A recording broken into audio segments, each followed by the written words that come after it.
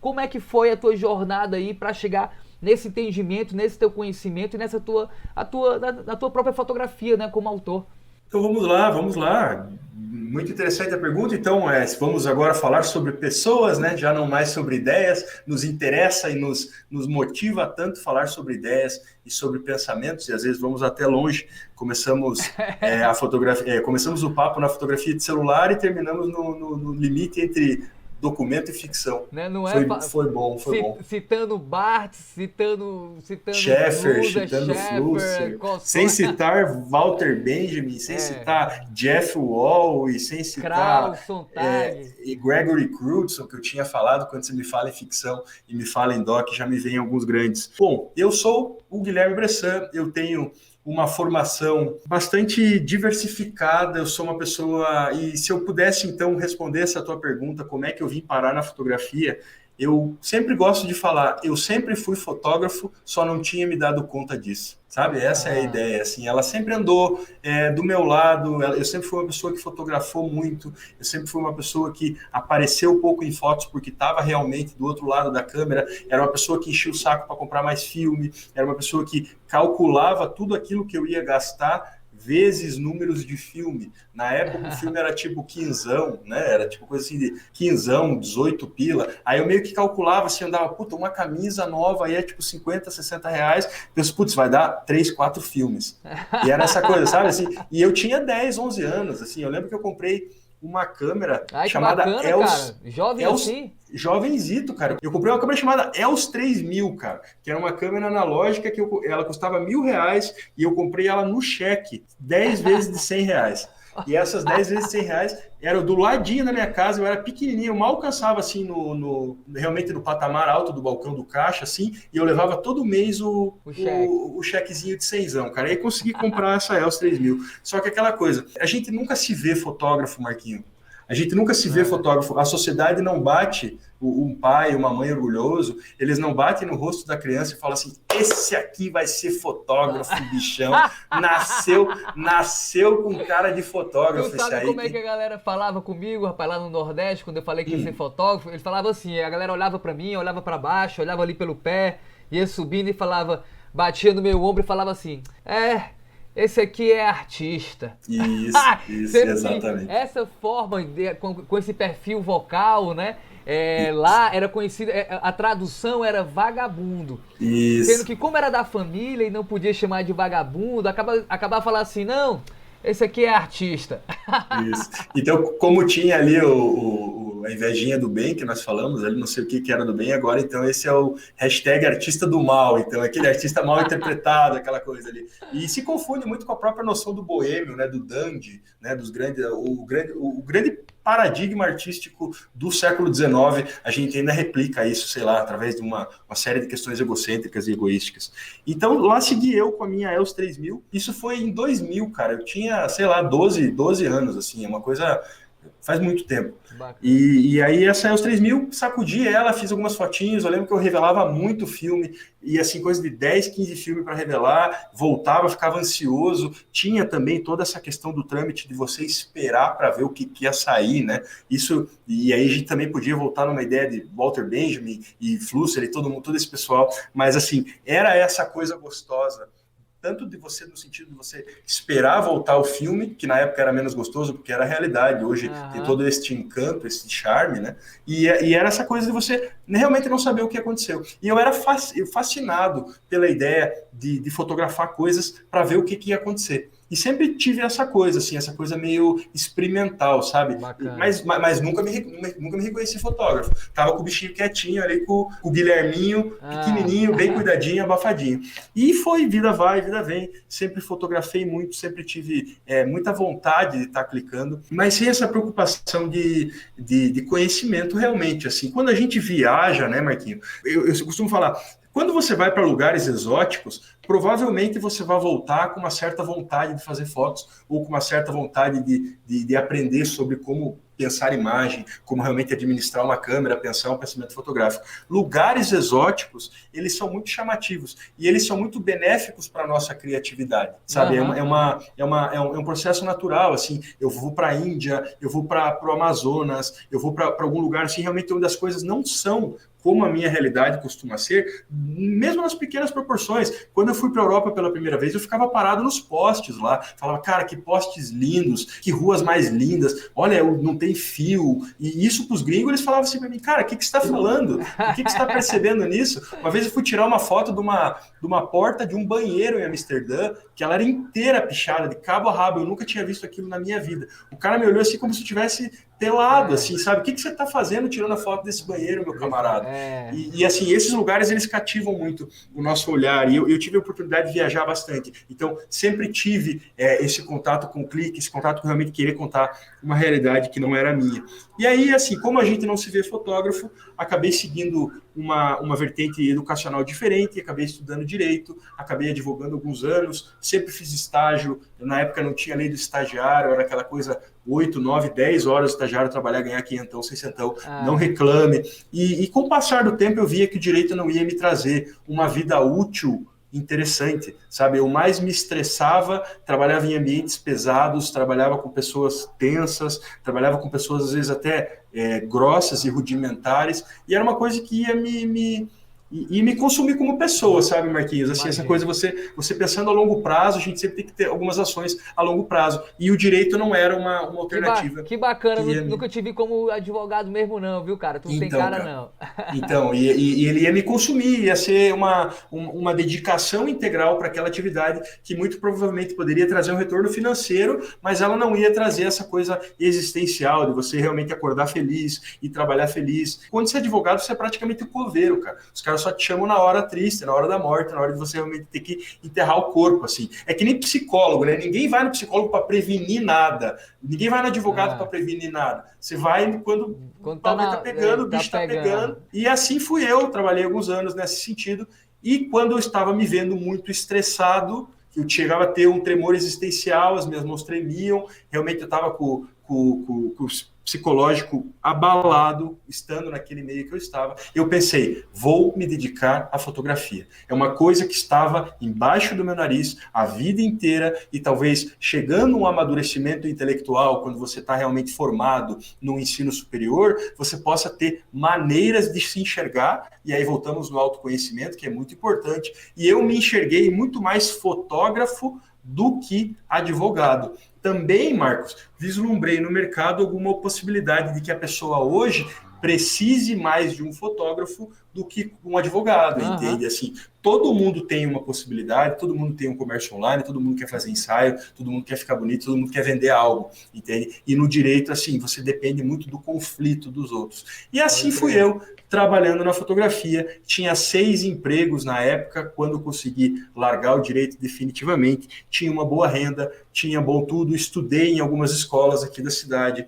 com um ensino bastante quantificado e superficial, da maneira como sempre batemos na tecla, não me deixou feliz, querido, e aí eu trabalhava muito, tinha uma renda interessante, mas mesmo assim fui atrás do conhecimento e fui atrás de determinadas coisas que não estavam me oferecendo aqui, porque eu era uma pessoa curiosa. E a gente volta lá no começo da nossa ideia, que a curiosidade ela é um baita sinônimo de inteligência. Isso. E quando eu deixar de ser uma pessoa curiosa, eu vou estar deixando de aprender e de descobrir um mundo de possibilidades. E a gente não pode deixar disso nunca. Então, resumindo, assim, foi uma reviravolta que o meu emocional me colocou frente a frente com a fotografia e falou assim, agora você vai ter que assumir isso ou você vai durar pouco tempo com saúde mental numa boa. E acabou caindo lá no mestrado, nas tuas pesquisas e foi para lá.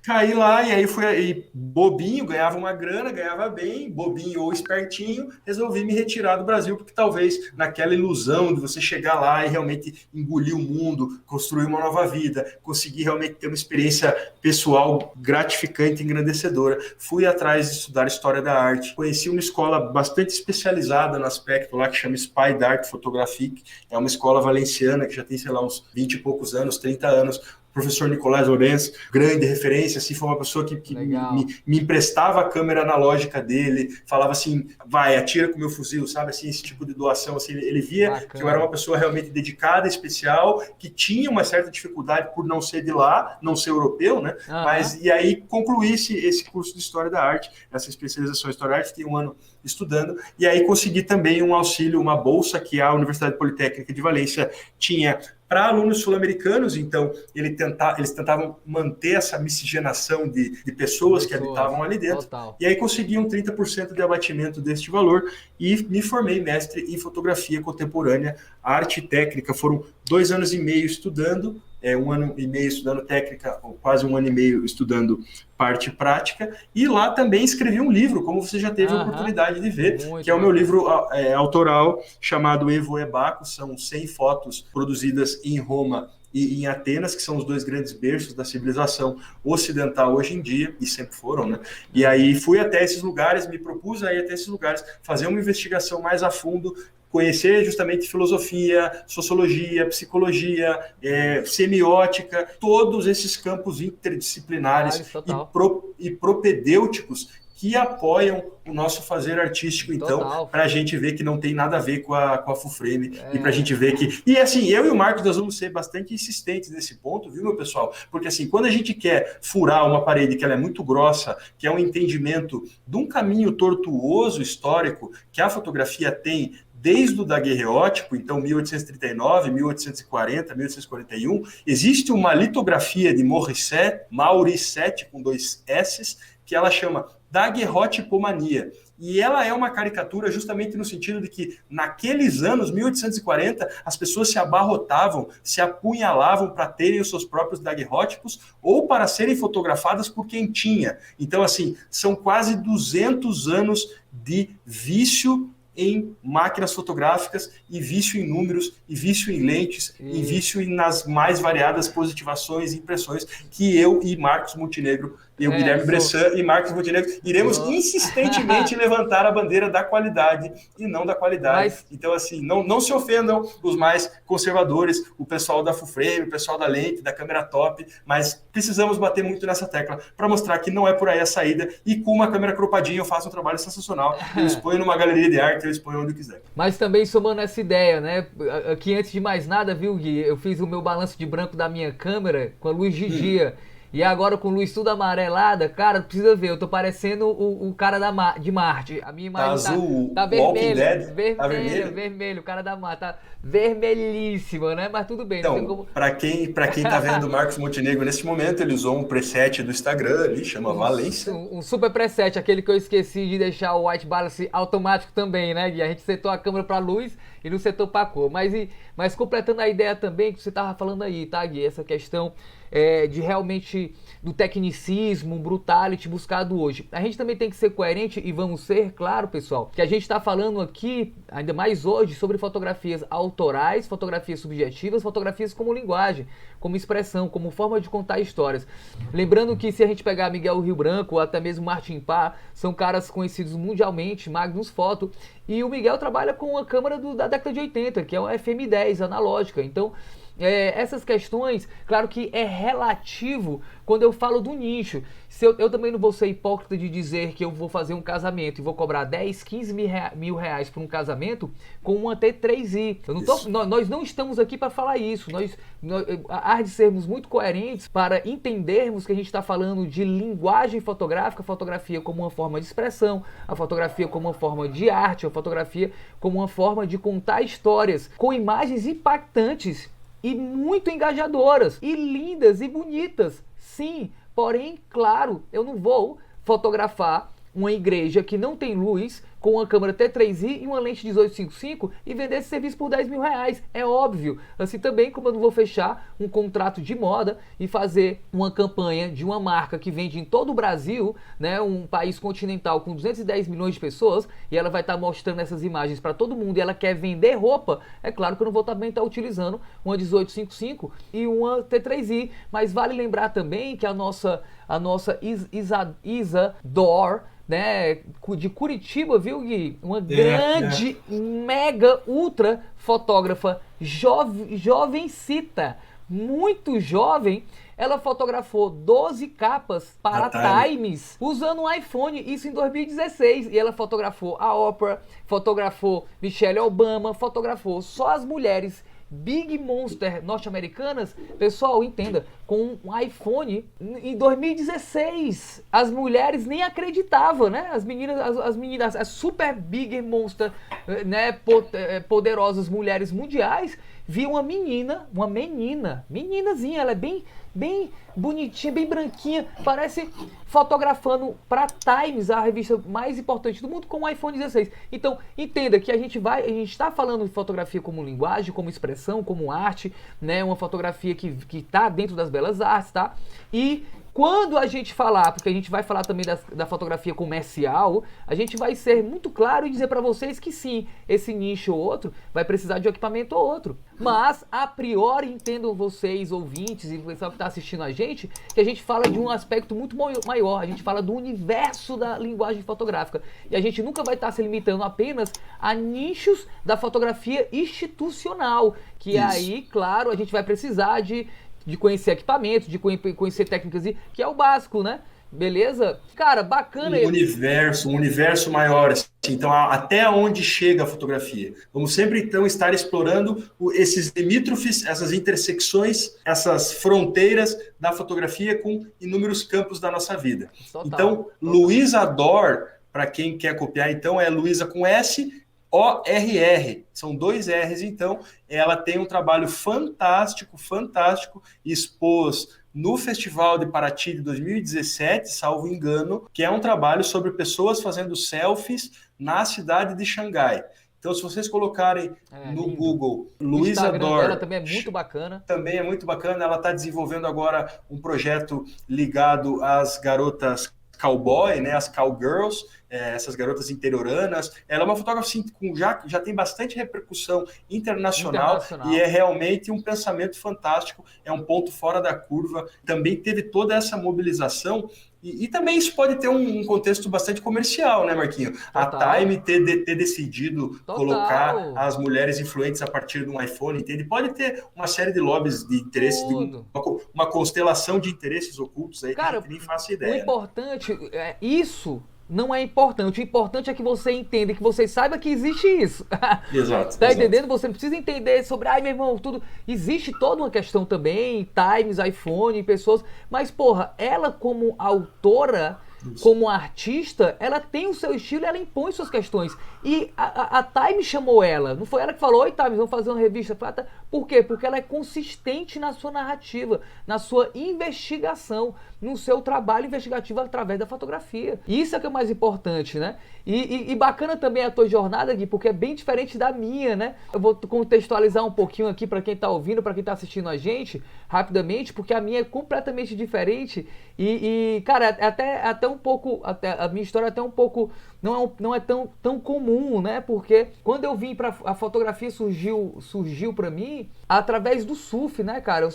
Eu tô com 40 anos, fiz agora em janeiro de 2021, eu sou de 81. Eu comecei a surfar, cara, no ano 90, né? Eu tinha 9 anos, eu comecei a surfar. E foi uma grande pira, foi a minha grande fissura, o surf, né? Eu morava sempre perto da praia ali, de bike, 10 minutinhos. E, cara, na época da adolescência, o meu vício era estar na praia, era estar surfando. E ali com aqueles VHS, né? Ali os filmes da Fluir, da Hardcore, a gente botava aquelas fitas e eu ficava assistindo aquelas imagens ali, Tahiti, Hawaii, e eu era muito fissurado na imagem surf, na imagem do surf. E eu cresci nessa onda, né, de viajar pelas praias, não fotografava até então, ali, 14 anos, 15 anos. Foi quando, ali no terceiro científico, né, eu tava ali com meus 16 anos, era um ano adiantado. Terceiro científico, você não pode falar que entrega a idade. Né? Aí porque agora... agora é outro nome, Outro nome? Acho que é 7ª série. Não, nada, porra. É do primeiro à nona, porque antes era até a 8ª. E agora é nona. É nona. Agora é nona. E depois então, terceiro científico, acho que é 7ª série, né? Não, porra. Aí tem o primeiro, o segundo... Ah, tá. Então, terceirão. Isso, terceirão. Agora fala terceirão. É o terceirão, né? E no terceirão, cara, eu já ia na faculdade, né? Pra fazer aquelas coisas de aptidão, não sei o quê. O primeiro curso que eu fiz na faculdade com 17 anos foi arquitetura, porque eu já gostava de desenhar. Eu desenhava desde os meus 14 anos, 13 anos, eu já desenhava, né, brother? Eu adorava desenhar. E o meu pai era dono de construtora, meu irmão era engenheiro, meus primos engenheiro. Aí nesse negócio de desenhar e ter a família engenheiro, vai pra arquitetura, né? E sendo que cheguei e não curti nada, sendo que na arquitetura, assim que eu entrei com 17 anos, eu fiz a cadeira optativa de fotografia. E foi daí que eu descobri a fotografia, com 16 para 17 anos. Depois eu fiz só um semestre de arquitetura, descobri a fotografia na arquitetura e fui para publicidade. E eu sou formado em comunicação, né, social, publicidade e propaganda. Na publicidade, eu continuei com as cadeiras de fotografia. Foi quando eu realmente me apaixonei, eu tinha 17 anos. E foi no laboratório preto e branco, né, cara? Porque naquela época também, era os anos 2000, não tinha digital. Tava virando a chave, Ainda começando, mas na faculdade era pesado, fotografia preto e branco, né? Todas a FM10, né? Eu aprendi na FM10. E minha mãe, cara, era jornalista.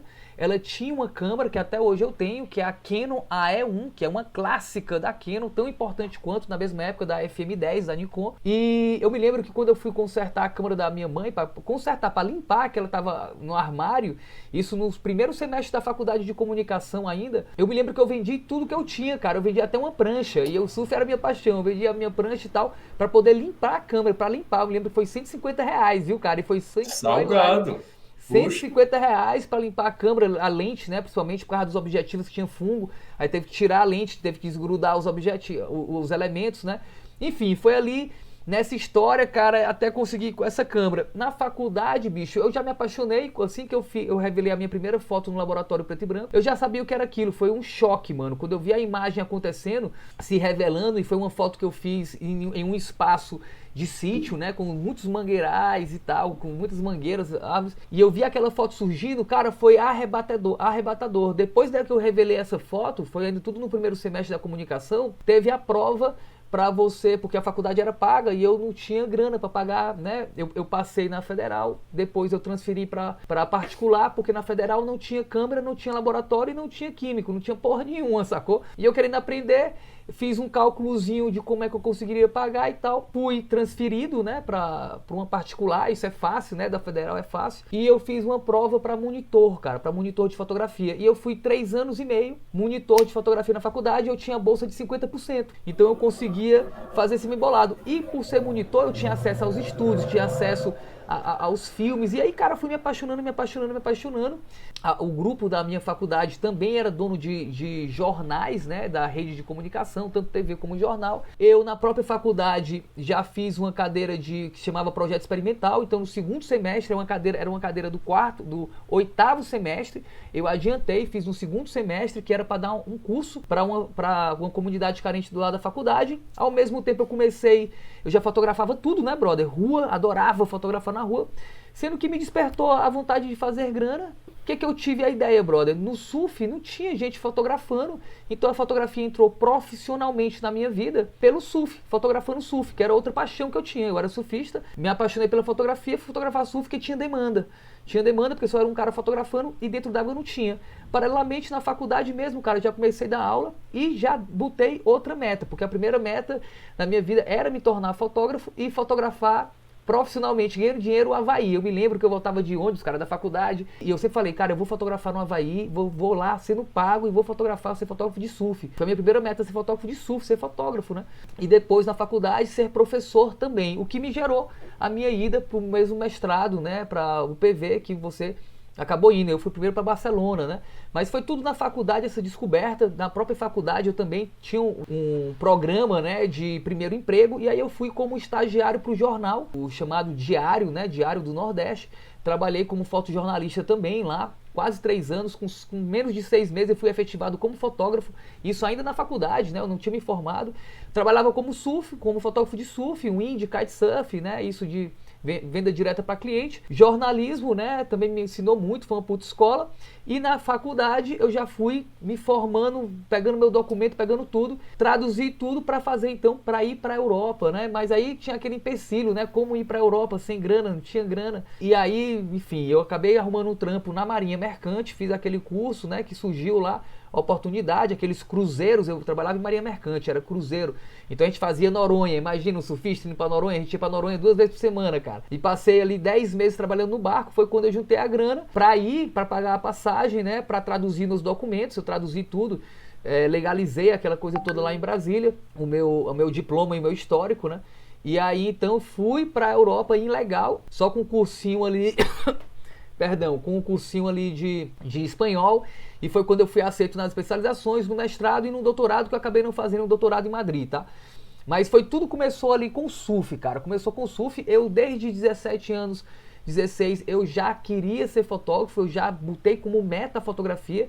Todos os trabalhos que eu fiz no Brasil e na Europa foi como plano de ação para me tornar fotógrafo, né? Porque eu fui muita coisa, trabalhei no Pão de Açúcar, né? Eu trabalhei como garçom muitos anos em Barcelona, mas sempre estudando, sempre focando a minha carreira na docência da fotografia e na fotografia profissional, porque eu sou profissional desde 2001 para 2002, basicamente ali em 2001, finais de 2001, eu já estava vendendo fotografia, eu já ganhava muita grana, né? A maior parte da grana que eu ganhava era como fotógrafo de surf, kitesurf, windsurf, bodyboard. Com o jornal, aí pronto, era só isso, o jornal eu entrei ali em 2002 e desde então eu trabalho no mercado, né? Porque depois eu comecei a trabalhar com publicidade, fazer moda e no meio desse meio termo me formei, Marinha, Barcelona e Valência. Foram 6 anos ali na Europa, né? 5 anos e 10 meses, mais precisamente, na Europa, onde eu fiz 2 especializações na Escola Superior de Design da Catalunha e onde eu conheci João Fontecoberta, o Pepe Benlioch, né? Que era o diretor. E aí a gente foi lá para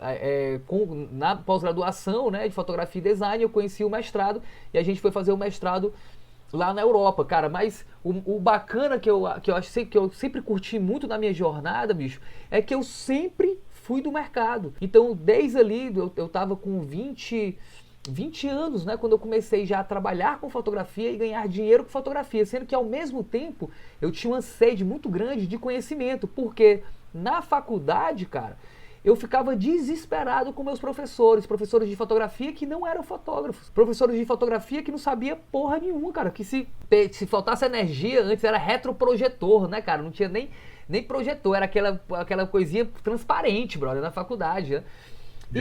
E se o cara esquecesse as folhinhas transparentes em casa, mano, ele parava a aula. Eu peguei pra mim, brother, essa questão de que, cara, o Ceará, eu como cearense, como nordestino, eu falei, cara, porque nessa minha época, né, no começo de 2000, já tinha a SPM, já tinha grandes escolas de fotografia no Brasil, sendo que no Nordeste não, porra, não tinha porra nenhuma.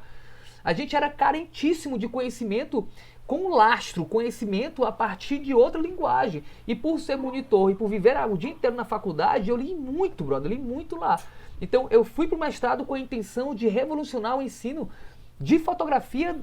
Eu vim com essa missão de revolucionar o ensino no meu estado, Ceará, que depois acabou crescendo essa questão, porque a Travessa, que foi a escola que a gente fundou em 2010, com menos de 2 anos ela já era a maior escola do estado. E eu comecei sozinho, quando eu vi já era 16 professores, você chegou a conhecer a Travessa, e com menos de 4 anos a Travessa estava entre as 5 melhores escolas do Brasil em formação de artistas visuais. Então eu vi o poder que a nossa metodologia tem, que essa história de ensinar fotografia a partir da sua interdisciplina, que você falou muito bem aqui, que todos nós estudamos, né? E que a gente só teve acesso, eu só tive acesso a esse conhecimento na Europa, cara. Tá entendendo? Porque lá os caras estão há quantos mil anos na nossa frente, né, meu irmão? Quantos mil Isso, anos? e vivendo como sociedade há muito tempo, e brigando com o vizinho há muito tempo, e de lá veio a foto, e de lá vem a vivência deles com relação à arte, com relação aos problemas que nos levam a pensar de maneira diferente, acontece há muito mais tempo, né? Exatamente, cara. Então, por isso que eu acho muito interessante, sabe? Primeiro que esse nosso papo aqui, que rola tão fluido, olha aí, já estamos com quase 1 hora e 10 minutos. Cara, porque, bicho, a gente tem um pensamento, uma ideia que é convergente, mas, bicho, eu venho de um extremo do país, tu vem do outro extremo do país, eu comecei com uma outra história, né? A minha jornada é completamente diferente da tua, tu teve uma passagem por direito também, que com certeza soma na tua vivência, no teu olhar, sacou? E por isso que eu acho que essa soma de essa questão multicultural, né, brother? Essa questão multiponto de vistas, certo? Mas que nós tivemos, de certa forma, acesso a um conhecimento, né, a uma vivência, a uma experiência que poucos têm, e estamos aqui com essa missão de propagar para o máximo de pessoas possível. Por isso que eu tenho certeza o tanto que vai dar certo, né? Essas nossas E já é uma realidade, é só ter persistência, Marquinhos, que vai dar certo. E eu sempre costumo falar aqui na escola que também é uma metodologia toda pautada em experiências internacionais, é uma coisa que eu levei 3 anos e meio desenvolvendo e realmente pontuando na minha agenda como se tivesse um plano maior me esperando, que era realmente fazer as pessoas levarem a sério e fazer os alunos, mostrar para os alunos o que eles realmente estão a fim de ver, e não esse monte de balela e de coisas relacionadas a diafragma, ISO e obturador, sabe? É uma missão, mas é mais que uma missão, é um dever moral. Um dever moral. Temos um propósito, temos um dever moral com o próximo, de que se o conhecimento nos chega, é uma obrigação repassar. Então, é uma missão, é um dever moral, e realmente ultrapassamos aqui a ideia de que você quer sempre fazer um produto online ou quer sempre fazer alguma coisa viavelmente ou vendível para ganhar dinheiro, e assim, não queremos em absoluto, nós queremos trocar ideias e realmente entrelaçar coisas, porque a própria classe de fotógrafos é uma classe bastante desunida, que ainda vive o paradigma da boina, que ainda vive o paradigma do estar sozinho no seu ateliê e receber uma inspiração divina e começar a jogar tintas pela parede do ateliê até formar Por que os fotógrafos não desejam o sucesso do outro fotógrafo? Isso. É tão simples entender que no universo tudo é abundante. Você não precisa que o outro perca sucesso para você ganhar o seu sucesso, não. Inclusive, quanto mais sucesso você deseja para o próximo, mais você vai ter. Cara, é tão engraçado, Gui, porque são 11 anos de escola e nos 10 anos presenciais da Travessa da Imagem, eu abria a escola, cara, eu cedia a aula, cedia aí a energia, ar-condicionado, projetor, para o pessoal se encontrar e ler as suas fotografias e trocar uma ideia. Algo que durante mais de 2 anos aí em Valência, a gente fazia todo mês, cara. Também a nossa sala do mestrado era pelo menos umas 9 nacionalidades, bicho. Era gente do mundo todo. E, cara, o que a gente fazia? Uma vez por mês, a gente se encontrava, tomava uma cervejinha, cada um levava um prato do seu país. E, meu irmão, 2 alunos sentavam com o projetor e dava a cara a tapa. E a gente fazia esse exercício de críticas construtivas, de saber falar, de saber opinar, de saber escutar, saca? Mas o ego é muito grande ainda no povo brasileiro, porque você ainda tem que... Cara, primeiro, quando você realmente entende que tudo é abundante, que o conhecimento do outro pode agregar o seu, que quando você, se junta... você só soma. Isso, não existe competição. O grande problema do fotógrafo hoje é que ele não vai te contar tudo que ele quer, tudo que ele sabe, porque você pode roubar o cliente dele. Olha e só, assim, a curto prazo pode parecer uma ideia interessante, mas a longo prazo é um baita de um tiro no pé, né? Total. Puxar o tapete do outro, não desejar assim. E isso eu falei lá no primeiro programa, existem alguns conceitos de indústria, alguns segredinhos, algumas malícias que elas não têm por que terem lugar ainda hoje no mundo, e elas já são superadas, e a gente já tem uma visão muito mais colaborativa da própria arte e do próprio fazer fotográfico e artístico em si. Eu acho que a gente tem que superar aos poucos esse ranço de usar a boina e ser mais que os outros. Com esse papo fechamos, com esse papo maravilhoso, filosófico, mais embaixo o buraco, fechamos o Fotopodcast, Fotocast. Pode, rapaziada. Pode tudo aqui, rapaziada. Muito obrigado para quem está aqui. Então, escutando a gente com todo carinho, com toda atenção, muito obrigado. É uma oportunidade maravilhosa que eu e o Marquinhos temos de fazer chegar isso a ideias e a cabeças que a gente absolutamente não imagina quem sejam, mas que por alguma motivação, por algum porquê, vai parar e vai clicar e vai dar o play no Foto Podcast, porque aqui pode foto. Aqui pode foto, aqui pode tudo, aqui pode luz, aqui pode expressão, aqui na verdade... Então, toca a vinhetinha aí, estamos fechando mais uma edição. Muito obrigado a todos. Marquinhos, fala lá, querido. É isso aí, muito obrigado a todo mundo, galera. Faço das palavras do Gui as minhas, né? E é isso aí, vamos chegar, vamos acessar. Se você identifica aqui com esse conhecimento, com essa forma de ver a fotografia, de enfrentar a fotografia, né? Se fala muito isso na Espanha, o enfrentamento, né, Gui? Não esquece de compartilhar, não esquece de curtir aqui, de propagar essa informação. É muito importante pra gente que você, fale com o algoritmo, para o algoritmo entender o quanto que é importante, que é profundo esse conhecimento. Então não deixa de curtir aí, aqui, comenta o que você achou de mais bacana, o que você quer, dúvidas, fala com a gente. Não deixa de seguir tanto a Escola de Fotografia no Instagram, como aqui eu também, Marcos Montenegro, tá?